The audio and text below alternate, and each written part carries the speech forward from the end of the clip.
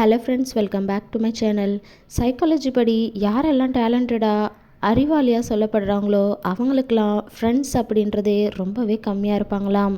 ஜப்பானை சேர்ந்த என்ஜினியர்ஸ் எல்லாரும் சேர்ந்து ஒரு பெரிய விஷயத்த செஞ்சுருக்காங்களாம்.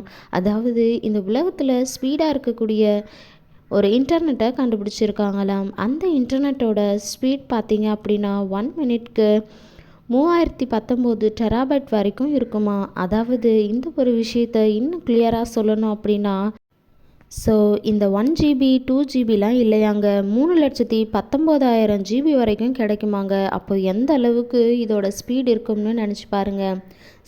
இதன் மூலயமா தான் அதிவேக இணையம்னு ஜப்பான் இந்த ஒரு சாதனையை செஞ்சுருக்காங்களாம். உங்களோட மொபைல் ஃபோனில் சார்ஜஸ் அடிக்கடி காலி ஆகுதுன்னா அதுக்கு நம்ம என்னென்னமோ ரீசன்ஸை யோசித்து வச்சுருப்போம். அப்படி அவங்களோட மொபைலில் சார்ஜஸ் சீக்கிரமாகவே காலியாகிறதுக்கான ரீசன் என்ன அப்படின்னா, நம்மளில் பல பேர் பண்ணக்கூடிய ஒரு விஷயம் என்னன்னு கேட்டிங்கன்னா, நம்ம மொபைலில் டார்க் மோடில் யூஸ் பண்ணாமல் ஒயிட் ஸ்க்ரீனை யூஸ் பண்ணுறதால தான் சொல்கிறாங்க.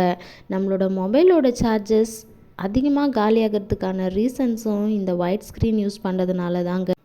இந்த ஒரு விஷயம் உங்களுக்கு பிடிச்சிருந்தது அப்படின்னா டார்க் மோடில் யூஸ் பண்ணி செக் பண்ணி பாருங்கள். இன்றைக்கி நம்ம வீடியோவில் பார்த்துருக்கக்கூடிய இந்த விஷயங்கள் உங்களுக்கு பிடிச்சிருந்தது அப்படின்னா வீடியோக்கு ஒரு லைக் பண்ணிவிட்டு நம்ம சேனலை சப்ஸ்கிரைப் பண்ணாதவங்க சப்ஸ்கிரைப் பண்ணிக்கோங்க.